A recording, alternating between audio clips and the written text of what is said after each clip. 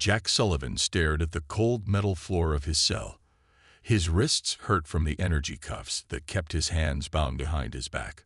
3 days had passed since the Dravaki soldiers dragged him from the burning remains of Horizon Colony. 3 days since he last saw his parents. He was only 16 years old, too young to die, but old enough to understand that the aliens who held him captive didn't care about his age. Jack lifted his head as heavy footsteps approached his cell. The force field shimmered and disappeared, revealing the tall, scaled figure of Grand Admiral Zexthal. The Admiral's 4 yellow eyes narrowed as he studied the human boy. "You continue to fascinate me, small one," said Zexthal. His translator made his voice sound almost friendly. "Most species beg for mercy when captured by the Dravaki Empire, yet you remain silent." Jack kept his gaze steady. He wouldn't give the alien the satisfaction of seeing his fear. "Your colony was warned," continued the Admiral. "Surrender and serve, or face destruction. It was a simple choice." "We don't bow to bullies," Jack said, his voice surprisingly steady. The Admiral's mouth formed what might have been a smile. Such spirit, such misplaced pride. He gestured to the guards. "Bring him to the communication chamber. Emperor Drexval will want to see this one before we make an example of him." The guards roughly pulled Jack to his feet and pushed him down the long corridor of the massive ship called Eternal Authority *. Through viewing ports, Jack could see stars streaking by. They were traveling at faster-than-light speeds, moving deeper into Dravaki territory with each passing second. In the communication chamber, Jack was forced to kneel before a large holographic projector. The image of Emperor Drexval appeared, towering and terrible. His scales were darker than the Admiral's, almost black, with streaks of gold that marked his royal bloodline. "This is the troublesome human?" asked the Emperor, his voice rumbling through the chamber. "Yes, my Emperor," replied Zexthal with a deep bow. "One of the few survivors from Horizon. The others are being processed for labor camps, but this one seems different." The Emperor leaned forward, his massive head filling the projection. "He is small, even for a human." Jack bit his tongue. He wanted to say something brave, something defiant, but he knew it would only make things worse. "I propose we use him, my Emperor," said Zexthal. "The humans continue to resist our rightful rule. Perhaps seeing one of their young ones face imperial justice will finally teach them their place." The Emperor was quiet for a moment. "Yes," he finally said. "A public execution, broadcast across all imperial channels. The other species will be reminded of the cost of defiance, and the humans will learn that not even their children are beyond our reach." Jack felt his heart sink, but he kept his face neutral. He wouldn't let them see his fear. "Prepare him," ordered the Emperor. "I want this done properly. Make it a spectacle that none will forget." As the guards dragged Jack back to his cell, he thought of his sister Nicole. She had joined Earth's Defense Force 2 years ago. Was she still alive? Would she see what happened to him? Across the galaxy, Lieutenant Nicole Sullivan stood frozen before a screen in the command center of Luna Base. The fragmentary transmission had caught her attention because it showed images of Horizon Colony, where her family had moved after she joined the military. The video was grainy, clearly intercepted from a Dravaki communication, but she could make out a human figure being led away by alien soldiers. When the camera zoomed in, Nicole felt her blood turn cold. The prisoner was her little brother Jack. "Captain," she said, her voice tight, "I need to speak with Admiral Scott immediately." "What is it, Lieutenant?" asked her commanding officer. Nicole pointed at the screen, her hand trembling slightly. "That's my brother, and the Dravaki have him." The captain's eyes widened. He reached for the communication terminal. "Get me the Admiral. Priority Alpha." Nicole stared at the frozen image of her brother. "Hold on, Jack," she whispered. "Just hold on." Emperor Drexval stood on the bridge of his personal warship, the Imperial Glory *. Through the massive viewing window, he watched thousands of ships moving in perfect formation. The Dravaki Empire had ruled the galaxy for more than 3,000 years. In that time, they had conquered 47 different species and hundreds of worlds. "My emperor," said an officer, bowing low. "The human prisoner has been transferred to the capital planet. The execution is scheduled for tomorrow." "Good," said Drexfall. "Make sure every colony world receives the broadcast. I want all species to witness what happens to those who resist us." The Emperor turned to his advisor, an old Dravaki named Corvin. "These humans trouble me," he said. "They have only been in space for 78 years, yet they refuse to accept their place." "They are young and foolish, my Emperor," said Corvin. "But this execution will finally break their spirit." On the other side of the galaxy, Captain Olivia Martins of the human stealth ship Phantom received an encrypted message. Her ship was hidden in the shadow of a moon near Dravaki space. Their mission was to gather intelligence, not to engage. But the message changed everything. "Play it again," she told her communications officer. The screen showed Admiral Daniel Scott, head of Earth's Defense Council. His face was serious. "Captain Martinez, the Dravaki have captured a human boy from Horizon Colony. They plan to execute him publicly tomorrow. Your new orders are to move closer to the capital planet and monitor all transmissions. Do not engage unless Protocol Omega is activated. I repeat, do not engage unless Protocol Omega is activated." Olivia felt cold. Protocol Omega was the emergency response plan humans had developed in secret since their first contact with the Dravaki. It was meant to be used only as a last resort. "Set course for the capital planet," she ordered. "Keep our stealth systems at maximum." The Phantom moved silently through space, its advanced technology making it invisible to Dravaki sensors. It was one of many secrets humans had kept from the Empire. At Luna Base, Nicole Sullivan was brought to a secure meeting room deep underground. Admiral Scott was waiting for her. "Lieutenant Sullivan," he said, "I'm sorry about your brother." Nicole stood straight, fighting to keep her emotions under control. "Thank you, sir. Is there a rescue plan?" The Admiral's face was grim. "Not exactly. But there is a mission, and I need someone with your skills." "I'll do anything to save Jack," she said quickly. "What I'm about to tell you is classified at the highest level," said the Admiral. He pressed a button, and the room's security systems activated. "Humanity has been preparing for a conflict with the Dravaki Empire since our first contact. We knew they would never accept us as equals." A holographic display appeared, showing a complex network of ships, stations, and weapon systems that Nicole had never seen before. "This is our true fleet," explained the Admiral. "Hidden from Dravaki spies. We have technology far beyond what the Empire believes we possess." Nicole stared in amazement. "But why haven't we used it? Why let them destroy our colonies?" "Because we weren't ready for full-scale war," said the Admiral. "But now, with your brother's execution, we may have no choice." He showed her images of a special team preparing for a mission. "These are our best soldiers. They're going to infiltrate the capital during the execution broadcast, and I want you to lead them." "Me?" Nicole was surprised. "But I'm just a lieutenant." "You're also the sister of the boy they're going to kill," said the Admiral. "And you've scored higher in covert operations training than anyone in the last 5 years.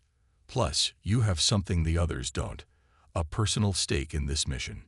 Nicole nodded slowly. "When do we leave?" "In 2 hours," said the Admiral. "But understand this. If the rescue fails, Protocol Omega will be activated. The Dravaki Empire will never be the same after tomorrow." At that same moment, in his cell on the capital planet, Jack Sullivan watched as Dravaki guards prepared ceremonial execution robes. They were deep red with gold symbols representing imperial justice. "Put these on, human," ordered a guard, throwing the robes at Jack. "You will die with the honor of wearing imperial colors. It is more than your kind deserves." Jack picked up the robes. He didn't feel afraid anymore. Somehow, he knew this wasn't the end. It was the beginning of something much bigger than himself. Dr. Alan Wright paced nervously in his underground laboratory on Mars. Screens around him showed the final calculations for the Singularity device. It had taken 15 years to perfect, and he had hoped they would never need to use it. But now, with a human boy about to be executed, everything was changing. A door slid open, and Admiral Scott walked in with 2 security officers. "Is it ready?" asked the Admiral without greeting. "Yes," said Alan, pointing to a small silver cube on a pedestal. "But I still think this is too dangerous. Once activated, we can't stop it." "The Emperor has made his choice," said the Admiral grimly. "Now we make ours." Alan picked up the cube carefully. "This isn't just a weapon, Admiral. It's going to change everything. Not just for the Dravaki, but for us too." "I know," said the Admiral. "But we're out of options." Meanwhile, Nicole Sullivan sat with her team in a small stealth transport ship heading toward the Dravaki capital. There were 6 of them, each an expert in different areas. They wore special suits that could block Dravaki sensors and had weapons that no alien had ever seen before. "We'll reach the planet in 40 minutes, said the pilot, just before the execution is scheduled to begin. Nicole checked her gear again. She hadn't told the others that Jack was her brother. They just knew this was a critical mission that might trigger Protocol Omega. "Once we land," she explained, "we'll split into 2 teams. Sam and Kate, you'll head to the central communication tower. Maria and Joe, you'll disable the shield generators. Ben and I will go for the prisoner." "The timing has to be perfect," said Sam, a tall man with dark hair. "Our window is just 14 minutes after the execution begins." "Why wait until after it starts?" asked Maria. "Shouldn't we try to stop it?" Nicole looked away. She couldn't tell them the truth, that Protocol Omega required the execution to be broadcast. It was the signal that would activate sleeper agents and hidden systems throughout the Empire. "Those are our orders," she said simply. Back on Earth, in a secure room deep beneath the Pacific Ocean, a massive computer system hummed to life. Gaia, Earth's most advanced artificial intelligence, had been dormant for years, waiting for this moment. It began running complex algorithms, preparing for the most extensive cyber attack in human history. "Systems at 90%, reported a technician to his supervisor. "GAIA will be ready to deploy when the broadcast begins." "And the Dravaki have no idea it exists?" asked the supervisor. "None," confirmed the technician. "They think our AI technology is primitive. They have no defenses against what GAIA can do." On the Dravaki capital planet, Jack was led through grand hallways toward the execution chamber. Aliens of different species lined the way, some looking at him with pity, others with cold indifference. The Dravaki guards kept a firm grip on his arms, even though he wasn't resisting. The chamber was enormous, with seating for thousands of important officials and nobles. At the center was a raised platform with a single post. Cameras hovered nearby, ready to broadcast the event across the galaxy. Grand Admiral Zexthal waited at the platform. When he saw Jack, he approached slowly. "You could have had a different fate," he said quietly, "if you had shown proper respect to the Empire." "We both know that's not true," replied Jack. "You were always going to do this to someone." The Admiral nodded slightly. "Perhaps. But know this, human, your death will have meaning. It will finally teach your species to submit to their rightful masters." Jack looked around at the massive chamber filling with aliens. "You really don't understand humans at all, do you?" Before the Admiral could answer, Emperor Drexval entered the chamber. Everyone immediately bowed. The Emperor took his place on a throne overlooking the execution platform. His golden robes shimmered in the bright lights. "Bring the human forward," he commanded. As Jack was led to the post and secured with energy restraints, he didn't struggle. Somewhere out there, he believed his sister was looking for him. But even if she couldn't save him, he knew humans would never surrender to the Dravaki. His death wouldn't break humanity's spirit. It would unleash something the Empire had never seen before. The Emperor raised his hand. and the broadcast began. Billions of beings across thousands of worlds watched their screens as the Dravaki Imperial Anthem played. The execution broadcast had begun. The camera showed the grand chamber filled with the Empire's most important figures. Then it moved to focus on Jack Sullivan, standing alone on the platform. He looked small against the massive architecture of the Dravaki capital. His hands were bound in front of him with energy cuffs that glowed bright blue. Despite this, he stood tall, his eyes clear and unafraid. Emperor Drexval rose from his throne. His voice boomed through the chamber and across the broadcast. "Today, we witness imperial justice," he declared. "This human represents a species that refuses to accept the natural order of our galaxy. For 3,000 years, the Dravaki Empire has brought peace and stability to all worlds under our rule. Yet these humans resist." The Emperor gestured toward Jack. "Let this serve as a reminder to all species. The Empire is eternal. Resistance is futile." On the stealth ship Phantom Captain Olivia Martinez and her crew watched the broadcast in tense silence. Their ship was now hidden in orbit around the Dravaki capital planet. "Sensors detect increased communications traffic throughout the Empire," reported her officer. "Everyone is watching this." Olivia checked the time. "Keep monitoring.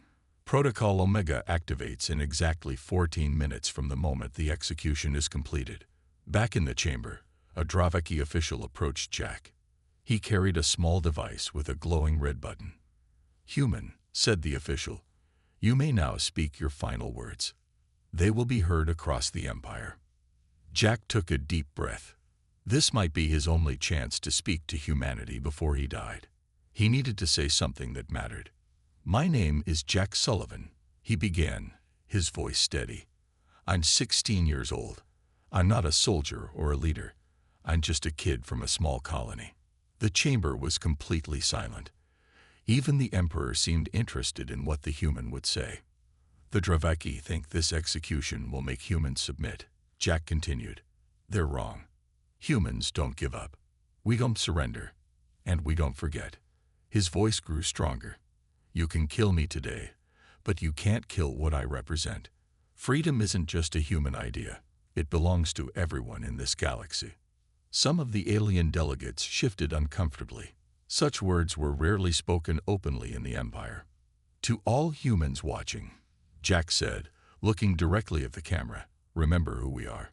Remember what we stand for. And know that no empire lasts forever." The Emperor stood abruptly. "Enough. Proceed with the execution." A tall Dravaki in ceremonial armor approached the platform. The executioner carried a long blade that glowed with energy along its edge. This was no simple death. It was meant to be a spectacle. On her infiltration ship, Nicole watched the broadcast with tears in her eyes. They were still 10 minutes from landing. "We're not going to make it in time," she whispered. Her teammate Ben put a hand on her shoulder. "Remember the plan. 14 minutes after the execution. That's when we move." Nicole nodded, but her heart was breaking. She would have to watch her brother die before she could act.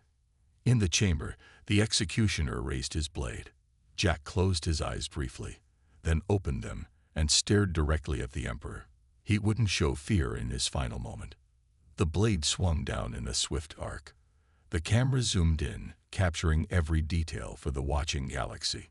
There was a flash of light as the energy blade connected. Jack Sullivan fell. A cheer erupted from the Dravaki officials. The Emperor smiled, satisfied that his message had been delivered. The camera lingered on Jack's motionless body before panning to show the celebrating crowd. "Let the Empire rejoice," announced the Emperor. "Justice has been served." What neither the Emperor nor anyone else in the chamber noticed was a small device attached to Jack's restraints that blinked once, then went dark. At that exact moment, throughout the galaxy, countless hidden systems activated. A timer began counting. 14 minutes until Protocol Omega. The broadcast continued after Jack's execution. The Emperor had ordered a full hour of celebration to be shown across the galaxy. He wanted every world to see the joy of the Dravaki and the final defeat of human resistance. But something strange was happening. 1 minute after the execution, Captain Olivia Martinez on the stealth ship Phantom pressed a small button on her control panel. "Deploying signal disruptors now," she said. Tiny devices, no larger than insects, shot out from her ship. They spread across the capital planet's atmosphere, too small for Draveki sensors to detect. Once in position, they began to emit signals that would slowly interfere with the Empire's communications. 2 minutes after the execution, deep beneath Earth's Pacific Ocean, GAIA fully activated. The artificial intelligence system sent out coded messages to hidden computer nodes planted throughout Draveki space over the last 20 years. "GAIA is now at full power," reported a technician. "Beginning phase 1 of cyber attack." All across the Empire, small glitches appeared in computer systems. Nothing major at first, just minor errors in data processing, slight delays in communications. The Draveki technicians barely noticed. 3 minutes after the execution, Dr. Alan Wright stood before a room of military leaders. He held the silver cube that contained the Singularity device. "Once I activate this," he warned, "there's no going back. The Empire as we know it will cease to exist." Admiral Scott nodded. "Proceed, Doctor." Alan pressed his thumb against the cube. It began to glow with a soft blue light. He placed it on a special platform that would amplify its effect. "Singularity deployment in 10 seconds, he announced. 4 minutes after the execution, Nicole Sullivan's team landed their stealth ship in a maintenance area of the capital city. They moved quickly, their special suits making them nearly invisible to Draveki sensors. "Team 1, head to the communications tower," Nicole ordered. "Team 2, take out the shield generators. Ben, you're with me. We're going to the execution chamber." 5 minutes after the execution, the first major system failures began across the Draveki fleet. Ship engines suddenly lost power. Weapon systems went offline. The admiral of the Imperial flagship tried to contact the capital, but received only static. "What is happening?" he demanded. His communications officer looked up in confusion. "Sir, it's like our systems are being rewritten from within." 6 minutes after the execution, Emperor Drexval was still watching the celebration when a guard rushed to his side. "My Emperor," the guard whispered, "we have reports of system failures across the capital, and our long-range communications are down." The Emperor frowned. "A minor technical problem. Fix it." "We're trying, my Emperor, but—" The guard stopped as the lights in the chamber flickered. 7 minutes after the execution, the Singularity device fully activated.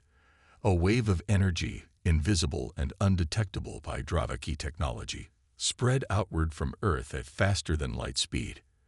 As it reached each Draveki world, their most advanced weapons and shields simply stopped working. 8 minutes after the execution, Nicole and Ben reached the back entrance to the execution chamber. They had expected heavy security, but found only 2 confused guards who were trying to fix their malfunctioning communication devices. "Something's wrong with my stunner," said one guard to the other. "It won't power up." Ben looked at Nicole. "The Singularity is working. Their weapons are down." 9 minutes after the execution, on 57 planets across the Empire, members of subjugated species who had been secretly working with humans suddenly rose up. They took control of government buildings, communication centers, and transportation hubs with surprising ease. The Draveki forces, without their advanced weapons, were overwhelmed. 10 minutes after the execution, the Emperor received dire news. "My Emperor," said his chief of security, "we have reports of uprisings on multiple worlds. And our fleet is dead in space." For the first time, Emperor Drexval felt fear. How is this possible? Who could do this? 11 minutes after the execution, Nicole and Ben reached the platform where Jack's body lay. Guards had been pulled away to deal with the growing crisis. Nicole fell to her knees beside her brother. "Jack," she whispered, touching his face.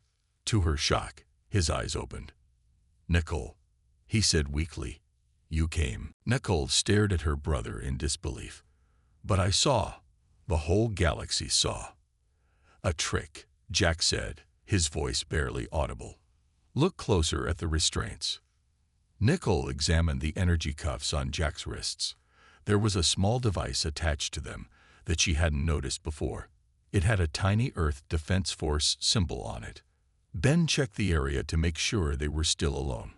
We need to move, he warned. Security will be back soon. How are you alive?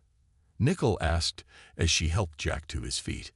I don't really understand it myself, Jack admitted. Just before the blade hit me, there was a flash. The cuffs released a hologram that looked exactly like me. It fell instead of me. I felt a sting on my neck, and I couldn't move, but I was still conscious. Drug-induced paralysis, Ben explained. Standard infiltration tech. Makes you appear dead to all scans. Nicole was confused. But how did the device get on your cuffs? Who put it there? 12 minutes after the execution, Emperor Drexfall ordered all guards to the throne room. His advisors were in a panic, reporting simultaneous attacks across the Empire. My Emperor, said the chief of security, we've lost contact with 23 major worlds, and the main fleet is still without power. This is impossible. The Emperor raged. No species has technology that could disable our systems this way. A quiet voice came from the back of the room. Actually, we do. Everyone turned to see a human woman in an Imperial Guard uniform. She removed her helmet, revealing a face that looked remarkably like Jack's. Linda Sullivan, she said, holding a small weapon that still worked despite the singularity effect. Earth intelligence. And that boy you just executed was my son. 13 minutes after the execution, Nicole, Jack, and Ben made their way through service corridors toward their escape ship. Along the way, they passed confused Dravaki officials and guards trying to restore order. Mom is here, Jack told Nicole as they ran. She and Dad have been undercover in the capital for 3 years. They're the ones who made sure I had the hologram device. Mom and Dad are alive. Nicole was stunned. I thought they died when Horizon Colony was attacked. They were never really at Horizon, Jack explained. They planted false records to make it look like our family had moved there. I was only visiting the colony when it was attacked. The Dravaki had no idea who I really was when they captured me. On the Phantom Captain Martinez received a transmission from Earth Command. All teams report success, she told her crew. The Emperor has been captured. Shield generators across the capital are down. We're moving to Phase 2. She pressed another button on her console. From the Phantom and dozens of other hidden human ships, larger devices launched toward the planet. These were not weapons but advanced communication systems that would broadcast a message to every being in the Empire. Meanwhile, Dr. Alan Wright watched as the singularity continued to spread. It's not just disabling their weapons, he explained to Admiral Scott. It's changing the fundamental way Dravaki technology interacts with reality. They built their empire on technology they stole from an ancient civilization. They never fully understood how it worked. And we do, asked the Admiral. We've had 78 years to study it, said Alan. While pretending to be primitive, we were learning the secrets they never bothered to uncover. 14 minutes after the execution, Nicole, Jack, and Ben reached their ship. The other team members were already there, reporting success in their missions. The shield generators are down, said Maria. And the communication tower now belongs to us. Jack looked at his sister. What happens now? Before Nicole could answer, the ground shook slightly. Outside, massive ships appeared in the sky above the capital. They weren't Dravaki designed but clearly human and far more advanced than anything the Empire had ever seen from Earth. Now, said Nicole, we show the galaxy who humans really are. All across the Empire, on every screen and communication device, the image of Admiral Daniel Scott appeared. Behind him stood representatives from dozens of the subjugated species. People of the galaxy, he began, the Dravaki Empire has fallen. For 3,000 years, they have ruled through fear and violence. Today that ends. The Admiral continued. 14 minutes ago, they executed a human boy to demonstrate their power. Instead, they revealed their weakness. Where they rule through fear, we offer cooperation. Where they demand submission, we extend a hand in friendship. In the throne room, Linda Sullivan held Emperor Drexfall at gunpoint as he watched the broadcast in disbelief. "You planned this all along," he realized. "The boy, the execution." Linda's eyes were cold.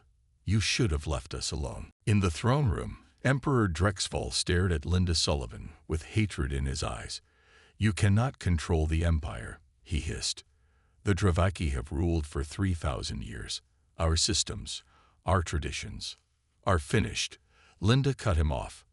"Look outside." Through the massive windows, they could see hundreds of human ships now visible in the sky. They were not the simple vessels the Dravaki had seen before. These ships were sleek, advanced, and clearly powerful. More appeared every second, dropping their stealth shields. Grand Admiral Zexthal entered the throne room with armed guards, but stopped when he saw the Emperor held at gunpoint. "Stand down," Linda ordered. "Your weapons won't work anyway." "The singularity effect," Zexthal said quietly. "I've heard rumors from our scientists. A theoretical energy field that could disable certain types of technology." Linda looked surprised. "You're more informed than most Dravaki." The Admiral's face showed a hint of sadness. "I have long suspected we were not as superior as we claimed." On the landing pad outside the palace, Nickel and Jack watched as a shuttle descended from one of the human ships. It landed smoothly, and the door opened to reveal their father, Greg Sullivan. "Dad!" Jack ran forward and embraced him.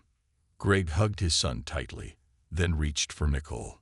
"My children," he said, his voice breaking. "I'm so sorry you had to go through this." "You knew," Nicole said, not as a question. "You knew Jack would be captured and used for the execution." Greg's face was grim. "We didn't plan for Jack to be taken. That was an accident. But once it happened, we had to use the situation. The Dravaki's public execution gave us the perfect opportunity to trigger Protocol Omega." "You used your own son as bait," Nicole said, anger in her voice. "We had no choice," Greg replied. "The Empire was planning a massive attack on Earth. They had built a new weapon that could destroy entire planets. We had to act now." A communication device on Greg's wrist beeped. "It's your mother," he said. "She has the Emperor secured. It's time for the next phase." Across the Empire, confusion reigned as Dravaki authorities found themselves powerless. The subjugated species, emboldened by what they had seen, rose up against their oppressors. But to everyone's surprise, human forces intervened to prevent bloodshed wherever possible. "We are not here for revenge," announced Admiral Scott over all communication channels. "We are here to end tyranny, not to begin a new one." On the Dravaki homeworld, in the main control center, Dr. Alan Wright arrived with a team of human scientists. They approached the central computer system, the heart of the Imperial network. "This technology is ancient," Alan said, examining the controls. "The Dravaki didn't create it. They found it and built their empire around it, without ever truly understanding its potential." He connected a device to the main terminal. "GAIA, begin the integration." The artificial intelligence responded immediately. "Integration commencing. Estimated time to completion, 30 seconds. In the throne room, Linda brought the Emperor to a large communication terminal. She forced him to sit in front of it. "What are you going to do?" he asked, fear finally showing on his face. "Execute me as I did your son." Linda shook her head. "No, my son is alive, thanks to human technology, and you're going to help us avoid unnecessary deaths." She placed a document in front of him. "This is your abdication. You will read it to the entire Empire. You will tell your forces to stand down and accept human authority during the transition period." The Emperor laughed bitterly. "And why would I do that?" Linda leaned close. Because if you don't, we will reveal the truth about your species. How you found the ancient technology. How you've been lying to every species in the galaxy for 3,000 years. How you're not the superior beings you claim to be. The Emperor's eyes widened. How could you possibly know that? We've known since our first contact with your people, Linda said. Why do you think we've been so patient? Why do you think we pretended to be less advanced than we are? We were studying you, learning your weaknesses, and preparing. Outside the palace, human ships landed in key locations across the capital.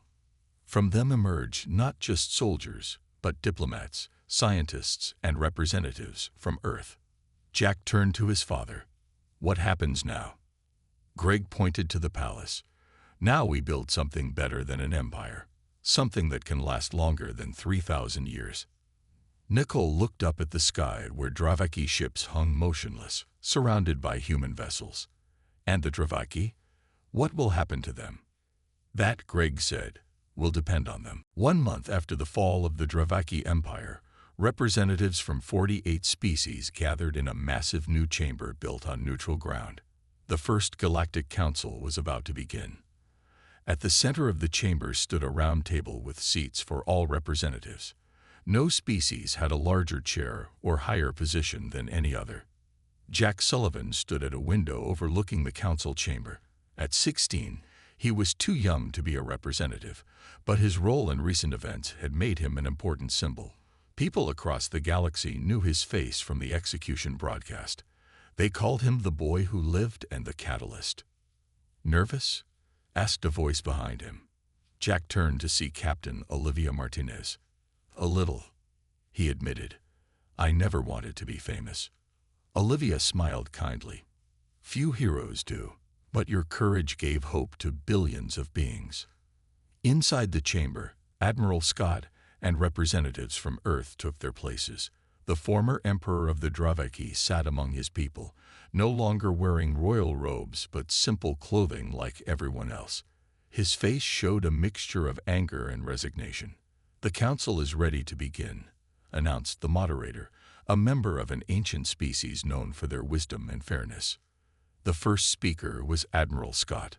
1 month ago, the galaxy witnessed a moment that changed everything. The execution of a human boy was meant to demonstrate the power of an empire. Instead, it revealed the power of freedom. He continued, humans have been asked why we waited. Why, if we had the technology to defeat the Dravaki, we allowed them to rule for so long. The answer is simple. We needed to understand. The Admiral explained how humans had discovered signs of the Dravaki Empire before they had even left their solar system. Old signals, ancient warnings from extinct species. Earth had prepared in secret, developing technology and strategies while appearing primitive to Dravaki observers. We could have attacked earlier, he admitted, but that would have led to massive loss of life across the galaxy. We chose patience over violence. We chose understanding over revenge. Later that day, Jack met with his family in private quarters. His parents had stepped back from their roles as spies and were now advisors to the human delegation.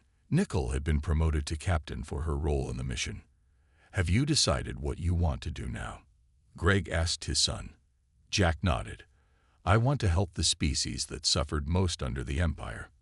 Not as a soldier or politician, but as someone who can listen and understand. Linda hugged her son. You've grown so much through all this. I had to, Jack said simply. That evening, a celebration was held to mark the first successful day of the Galactic Council. Leaders from all species mingled, many meeting as equals for the first time. Ancient enemies spoke cautiously of peace. Former slaves stood proudly beside their previous masters. Dr. Alan Wright approached Jack during the celebration. The singularity is being adapted, he told the boy. What was once used to disable weapons will now power a new network of communication and transportation systems. From destruction comes creation. Jack looked around the room. And the Dravaki. Will they ever be trusted again? That will take time, Alan admitted. But they're learning. Some faster than others. He pointed to Grand Admiral Zexthal, who was speaking respectfully with representatives from worlds his fleets had once attacked. Some already understood that the old ways were wrong. As the celebration continued, Jack stepped outside onto a balcony. The stars looked different from this neutral world, but they were the same stars that had always shone over human settlements, over Dravaki palaces, over the homes of every species in the galaxy. Nickel joined him, thinking deep thoughts. "Just wondering what happens next," Jack replied. "That's the best part," his sister said. "For the first time in 3,000 years, no one knows. The future isn't controlled by an empire. It's open to everyone." She put her arm around his shoulders, and it all changed because of one brave kid who wouldn't show fear. Jack smiled slightly. "I was terrified." "Being brave doesn't mean not being afraid," Nickel said. "It means doing what's right despite your fear." Together, they looked up at the stars, not as members of a conquered species or as victors in a galactic conflict, but as part of something new and hopeful that had never existed before, something that began 14 minutes after an empire made its final mistake.